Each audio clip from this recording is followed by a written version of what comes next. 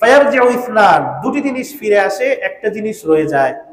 ইয়ারজিউ আহলুহু ওয়া মালুহু ওয়া ইয়াবকা আমালুহু, তার পরিবার ফিরে আসে, তার সম্পদ ফিরে আসে, কিন্তু তার আমল তার কাছে রয়ে যায়।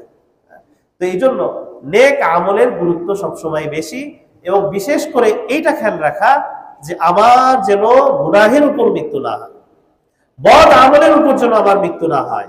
আমার মৃত্যুর শেষ আমল, মৃত্যুর আগের শেষ আমলটা যেন কোনো নেক আমল হয়, শেষ আমলটা যেন ইস্তেগফার হয়, শেষ আমলটা যেন ইস্তেগফার হয়, তাওবা হয়। আল্লাহ তাআলা আমাদেরকে তৌফিক দান করুন। মৃত্যুর প্রস্তুতির মাঝে অন্যতম একটি হুকুকুল ইবাদ, তাসফিয়াতুল হিসাব মাআল ইবাদ বিহুসনিল খুলুক ওয়া আদাইল হুকুক, যে উত্তম আচরণ এবং বান্দার হক রক্ষার মাধ্যমে বান্দার সাথে আমার হিসাব নিকাশ লেনদেনকে সাফাই করা।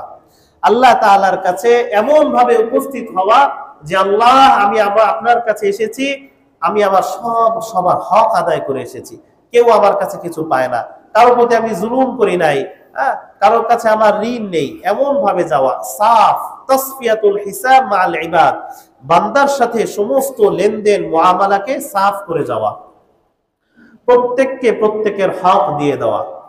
আল্লাহ রাসূল সাল্লাল্লাহু আলাইহি ওয়াসাল্লাম বলেছেন যে ফালইয়াতি, সে এমন ভাবে আসবে, আল্লাহ তাআলার কাছে এমন ভাবে আসবে যে সে চায় যে অন্যরাও তার কাছে যেভাবে আসুক, সে অন্যদের থেকে যে মুআমালা আশা করে সে যেন অন্যদের সাথে একই মুআমালা করে।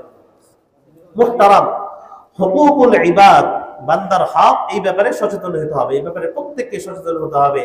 কারণ আল্লাহ তাআলার হক, আল্লাহ তাআলা গফুর, আল্লাহ তাআলা রহমান, আল্লাহ তাআলা মাফ করে দিবেন। কিন্তু বান্দার হক যদি সে না মাফ করে, তাহলে কিন্তু মাফ হবে না। বান্দার হক বান্দার কাছেই মাফ চেয়ে নিতে হবে।